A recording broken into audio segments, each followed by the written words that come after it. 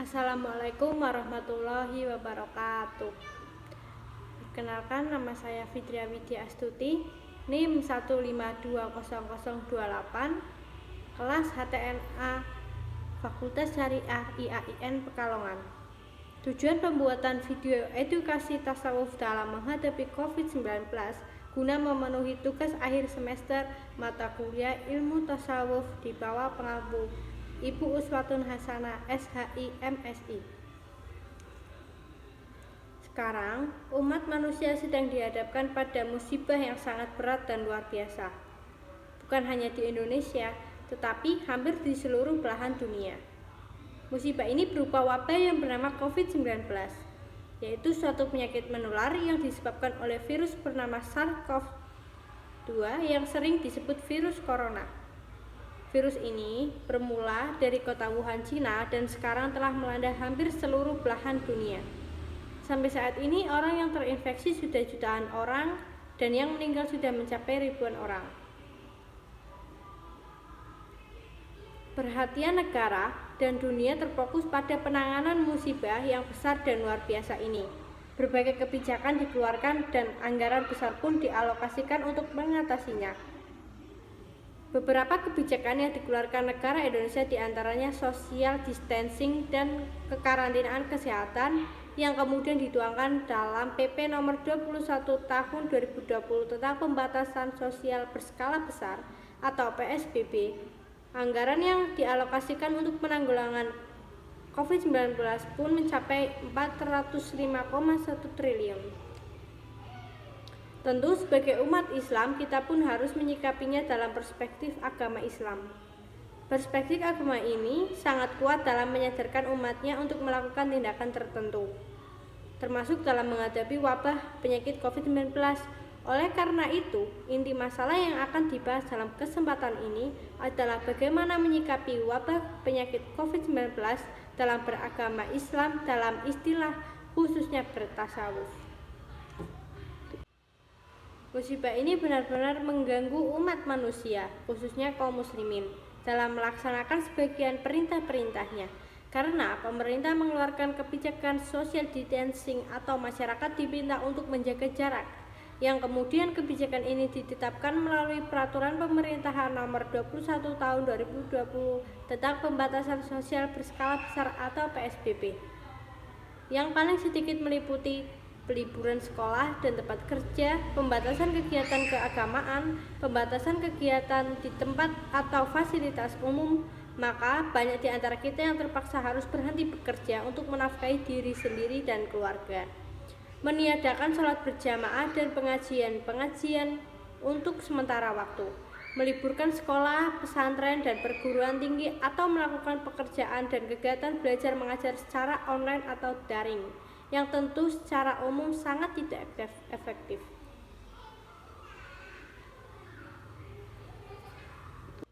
Terjadinya bencana COVID-19 ini tidak terlepas dari qada dan qadarnya Allah Subhanahu wa Ta'ala. Secara etika atau berdasarkan ilmu akhlak atau ilmu tasawuf, dengan adanya wabah COVID-19 ini kita harus meminta pertolongan kepada Allah dengan sabar dan sholat. Allah berfirman, dan mintalah pertolongan kepada Allah dengan sabar dan sholat.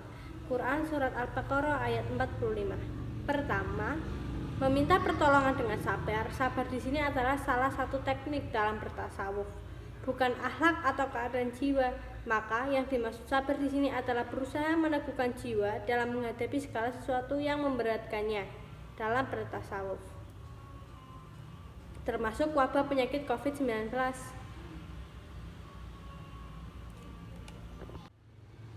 Kemudian, untuk dapat bersabar, kita harus bertawakal, yaitu berusaha menyerahkan kesudahan segala urusan hanya kepada Allah. Pengertian yang sama dikatakan Said Hawa Tawakal adalah percayaan hati hanya kepada wakil saja.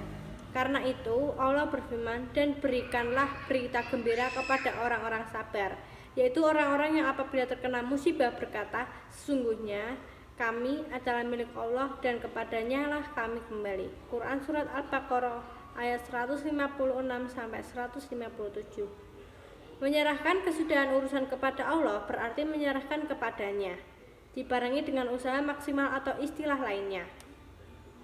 Mujahadah yang melibatkan kesabaran. Orang yang tawakal atau melakukan perintah-perintahnya secara maksimal, adapun hasilnya atau akibatnya diserahkan kepada Allah. Karena ia yakin bahwa usahanya ia hanya dapat merubah kehendakannya, tetapi tidak dapat memaksakannya, karena dialah yang maha berkehendak dan maha berkuasa. Sekuat apapun keinginan kita, tidak dapat menembus pagar ketentuan Allah. Allah berfirman, sesungguhnya Allah tidak merubah keadaan suatu kaum sehingga mereka merubah keadaan yang ada pada diri mereka sendiri. Dan apabila Allah menghendaki keburukan terhadap suatu kaum, maka tak ada yang dapat menolaknya. Tawakal bukan berarti meninggalkan usaha dengan badan, meninggalkan rencana dalam hati, dan jatuh di atas tanah bagaikan potongan kain yang dilemparkan atau dibagikan daging di atas papan penyangga. Justru, pengaruh tawakal itu tampak dalam perilaku dan usaha. Seorang dalam mencapai tujuan-tujuannya berdasarkan pengetahuannya, baik untuk memperoleh manfaat atau untuk memelihara manfaat, atau untuk menolak bahaya atau menghilangkan bahaya. Dalam konteks menyikapi wabah penyakit COVID-19, berusaha untuk memperoleh manfaat bisa berupa melakukan segala hal yang dapat menjadikan diri kita sehat, seperti berolahraga di rumah, mengkonsumsi makanan bergizi, mengkonsumsi suplemen daya tahan tubuh, dan multivitamin. Berusaha untuk memelihara manfaat bisa berupa melakukan segala hal yang dapat menjaga tubuh kita tetap sehat, seperti menghindari begadang, merokok, dan meminum minuman beralkohol. Berusaha menolak bahaya bisa berupa melakukan segala hal yang dapat mencegah penularan COVID-19, seperti tinggal di rumah, menjaga jarak dengan orang lain sekitar 2 meter, menggunakan masker ketika bepergian, selalu mencuci tangan dengan menggunakan sabun, menghindari menyentuh wajah, dan rutin mandi terutama setelah bepergian. Adapun usaha untuk menghilangkan bahaya bisa berupa pengobatan yang tentunya dilakukan secara maksimal oleh para medis, meskipun belum ditemukan obat khusus dapat menyembuhkannya. Tawakal inilah yang menyebabkan sabar, dan sabar mewariskan ketenangan dalam hati, tidak menjadikan hati kecewa, gelisah, dan putus asa atas takdir Allah yang tidak sesuai. Beberapa kebijakan dan himbauan pemerintah seperti diam di rumah, bekerja, belajar, dan beribadah di rumah, menjaga jarak atau social distancing, memakai masker, berjemur, mencuci tangan, meningkatkan imunitas, dan sebagainya yang sifatnya meningkatkan kesehatan, menjaga untuk tidak tertular wabah penyakit COVID-19 sesuai dengan sikap-sikap yang harus dilakukan umat Islam dalam bertasawuf. Beberapa kebijakan dan himbauan pemerintah itu dilakukan tidak lain untuk menghilangkan kemudorotan, yakni mewabahnya penyakit COVID-19 karena kemudorotan harus dihilangkan. Terima kasih.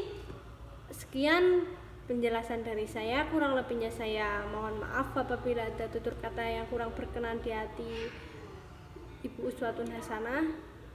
Wassalamualaikum warahmatullahi wabarakatuh.